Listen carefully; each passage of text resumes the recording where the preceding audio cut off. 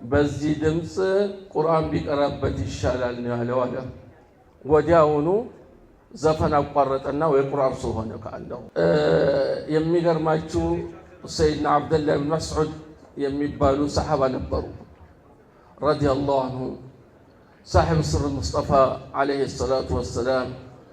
سيدنا أبو بكر الصديق بقاومت كوميتي ውስጥ ገብቶ ቁርአንን ካዘጋጁት መካከል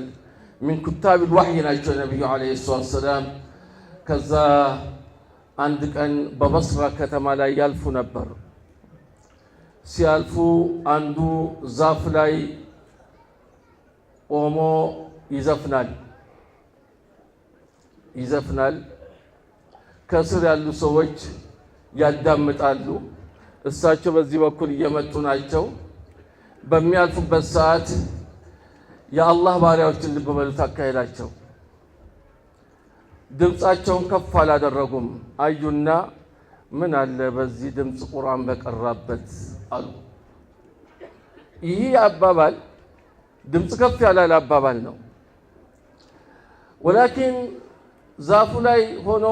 የሚዘፍነው የሚቀይሩበት ገና በልባቸው ፍክር ያደረጉ ህብረተሰብን የሚቀይሩ